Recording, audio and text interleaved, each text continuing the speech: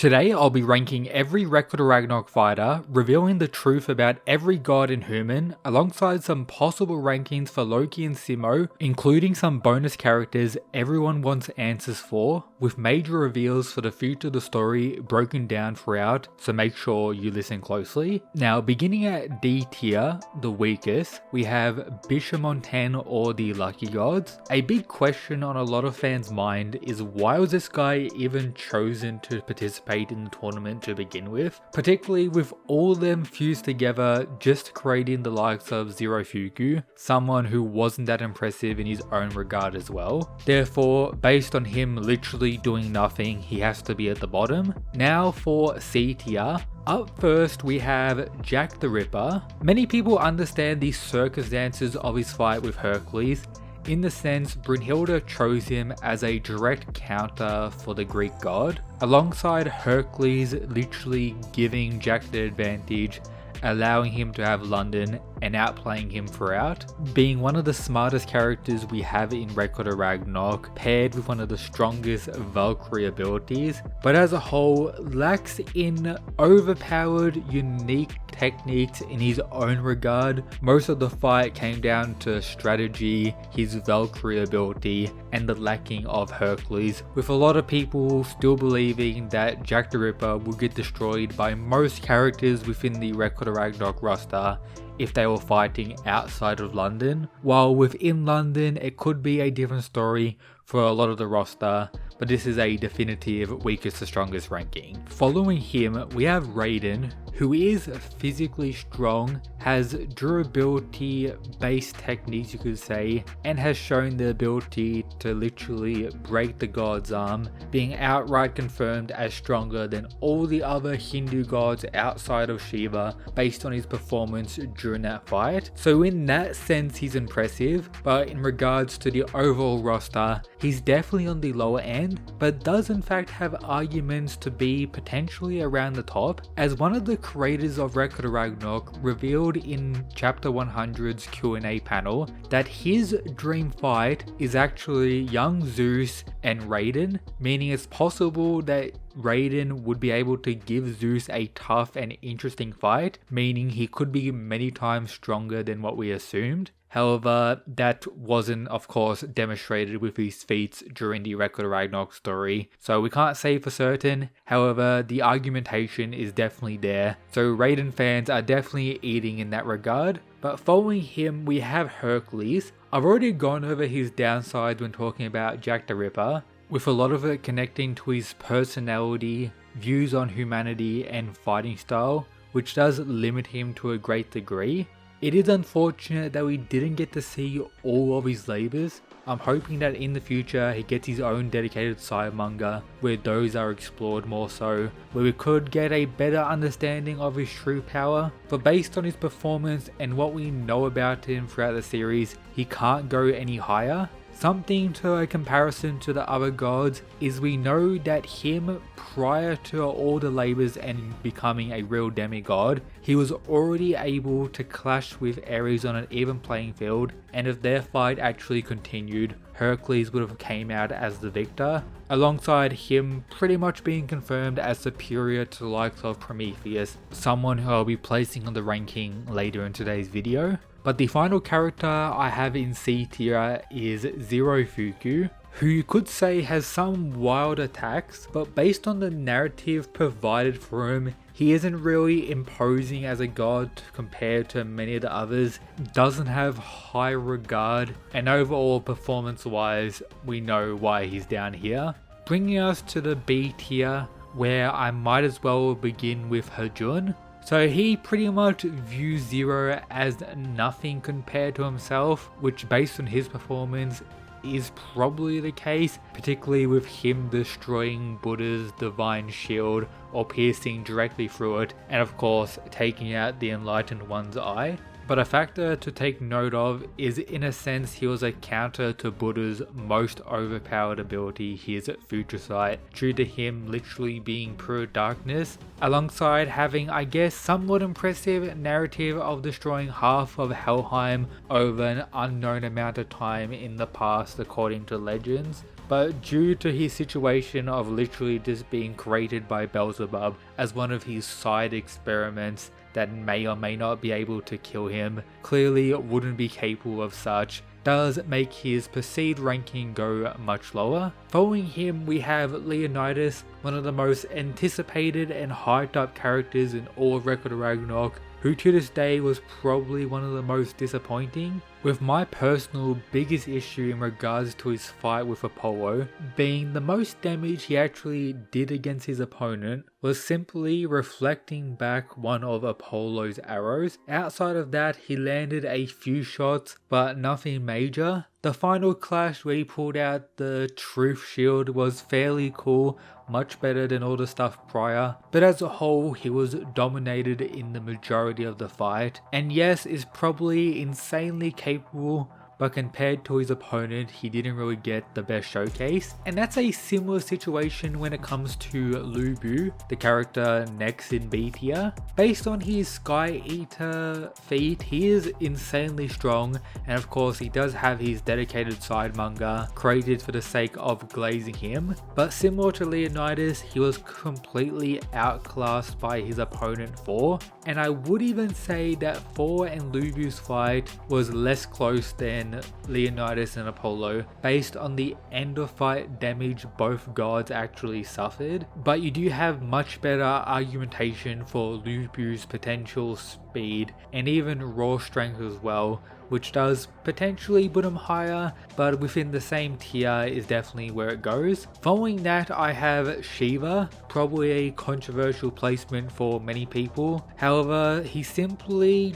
belongs here, that's it. But on a real note, similar to Raiden, the argumentation does exist that he could go much higher, particularly when you consider that during round 2 when Adam was dominating Zeus, Shiva does make bold claims that he should have gone next, meaning he has the confidence that he would be able to defeat Adam, you could say, alongside being a chief god and various other feats and of course overpowered abilities that may potentially give him a win against some potentially stronger characters, you could argue, but B tier is where he likely belongs. Moving on to the A tier, the biggest group of characters that have the most debates about them when it comes to their ranking within the entire universe thus far. But at the bottom I have Susanoo, a god that yes, lost his fight against Okita Tsuji in round 10, but was still highlighted as an absolute monster to an insane degree. A god who trained in many ways, learned from humanity, wielded a divine weapon unlike any other, and even transcended the requirements of using a weapon as well, pure mad lad energy, with the best and most wild arguments you can make in regards to Susanoo, connecting to all the statements he has about being a god slayer, the strongest god slayer, which of course was somewhat shown in his flashback where he killed all the Japanese demon gods or evil gods, a pure massacre, with many narration statements that he's the strongest in this group, meaning any other god who may have killed a god before may be argued in this group and inferior to Susanoo. But of course that's just a wanky statement you could potentially use. Yes, there may be people higher on this list who could say Susanoo would be able to defeat, however as I already went over, A tier is very big, so listen closely. Naturally Okita Tsuji will be next. Their fight was one of the closest we've ever had in Record of Ragnarok, and all things considered, I do believe Okita Tsuji should have died at the end. He shouldn't have been saved by the other god here, but regardless, he was shown as outright superior to Susanoo in many aspects in the fight. He was glazed by the god to an insane degree, unlike anything else we've seen in Record of Ragnarok. His speed, his inner demon and sword skill was top tier, with some transcending stuff you may be able to go crazy with. Therefore, he without a doubt belongs in the A tier, with Hades being up next. The most reliable god, potentially the most intelligent, a monster of speed, experience, raw strength, and many other aspects I don't need to go into. A character that could go much higher, and as we learn more about him through flashbacks and additional author comments alongside the various side chapters that feature him, his ranking will likely go higher. He was added out of nowhere to the Record of Ragnarok story and became quite the fan favorite character, and it seems as though the authors like him quite a lot as well, being glazed by most of the other gods, but unfortunately just lacked in showings and overpowered abilities to a major extent, so he doesn't quite break into the top 10 so far when it comes to the main series fighters, but you can in fact argue it no problem at all.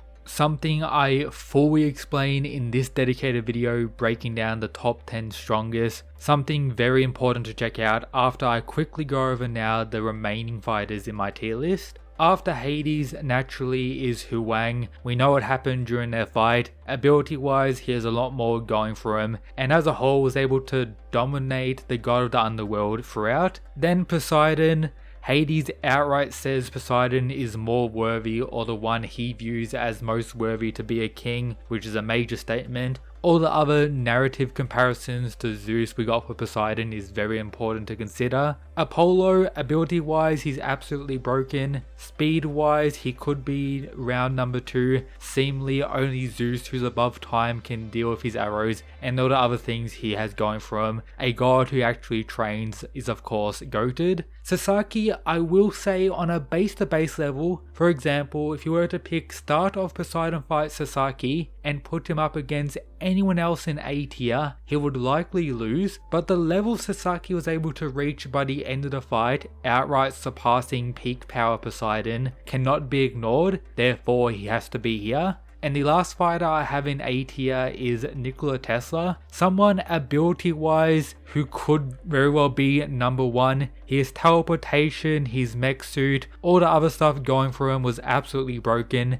and it's just unfortunate he faced Beelzebub, a character who is in S tier. This is alongside Thor and Buddha, true monsters and top tiers who are some of the most relevant characters to the overall Record of Ragnarok story, as we've clearly seen. We had that whole group fight where Thor was able to seemingly stop it alone, that had an insane aura boost and perceived strength boost as well. Beelzebub, we know since he was able to defeat Tesla in that wild way how strong he seemingly is, with him actually implying or kinda saying that Buddha may be the one capable of defeating him. However, as I've made clear in verse battle videos and many others, Beelzebub, based on abilities and showing so far in Record of Ragnarok, would more likely than not be capable of defeating Buddha. However, the narrative is probably in the enlightened god's favour, as we all know. Bro is goated for many reasons. And then when it comes to the peak of the Record of Ragnarok story so far, the ones who clashed in round 2, still to this day,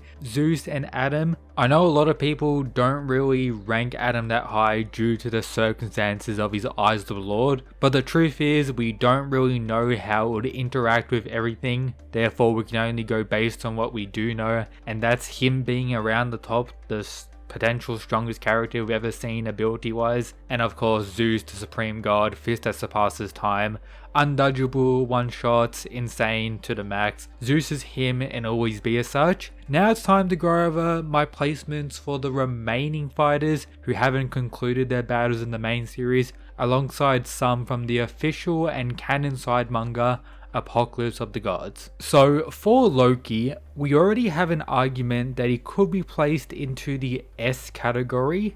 However, if we're being realistic, by the end of his fight against Simo, I'm imagining both of them will be around the A tier.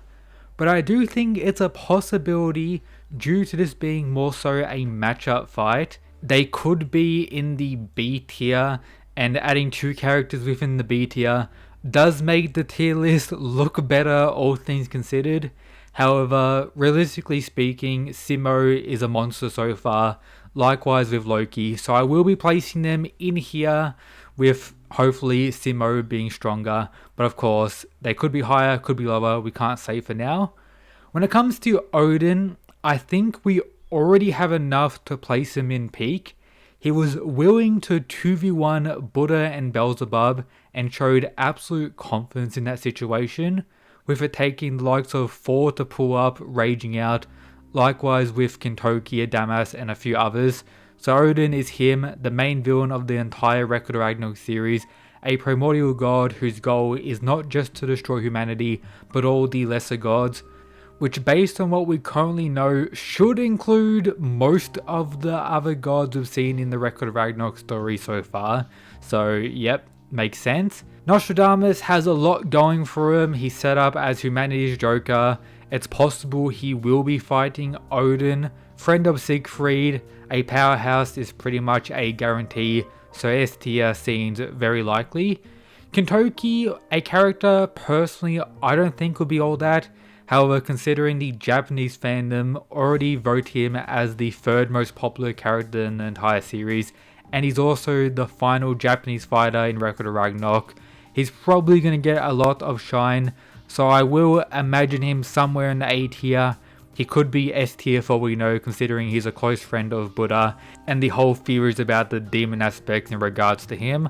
I want him to be at the highest tier, so I will place him here, but who knows exactly. Anubis is fairly interesting in the sense that he could be insanely strong as he is facing top of the verse Rasputin, at least based on my predictions. We don't have anything pointing towards him being really S peak or even A tier, as we have very little. So prediction based, I'm just going to say B tier, getting low diff by Rasputin, surely. Siegfried, well yes, probably will be strong and may fight in the tournament. But based on the recent flashback for Loki, he technically didn't give any sense of being a fighter or strong, at least when he was getting taken away from Odin, not really doing anything in that respect. So he may not actually be a fighter or not that strong, but could be really anywhere on the tier list. When it comes to some Apocalypse of the Gods fighter, Ra and Cuchulainn for example, the first fighters, Ra has pretty broken abilities. Chief God claims, technically, Outer God claims pretty much being a monster to an insane degree, and enough to put him in the A tier. And with that said, you have to put Cuchulainn above Ra due to him literally one-shotting him. Cuchulainn, for all we know, could be like in there. It really depends how his matchup against Sun Wukong goes. But for now, I low-key want to put Ra down here just so I have Cuchulainn a tier above and don't put him in the S tier. So I'll place it like this. However, you can argue some pretty wild stuff for Ra, all things considered. When it comes to Prometheus, I'm not going to lie, C or D tier. I'm going to put him down here because we're probably not going to get anything else in regards to him, so it's quite the L so far, and it seems as though he's being set up as weaker than Hercules without a doubt, while his opponent Sun Wukong has already been glazed by most gods watching, including the strongest Zeus, who regards Wukong's strength as pretty much around peak top tier without a doubt. So for now, considering we may get some interaction or some flashbacks between him and Buddha, I'm going to put him in here. However, we don't know for certain. He could be up here, he could be number one, but this is probably where he goes based on the insanity we've already received. When it comes to some other character placements, you could maybe put him down here, D. This dude probably down here, D. It doesn't really matter exactly, and the other characters we can't really say for now. Hermes, low-key, I want to put him up here due to him being willing or having the desire to fight the likes of Shiva, so maybe he's Shiva level. He was able to explain the fist as a pastime and various other aspects as well. There were theories long ago about Hermes, he could be strong, but again, we can't say for certain, similar to Siegfried and some of these other guys. But this is my tier list. Shout out to these members, the absolute mad lads.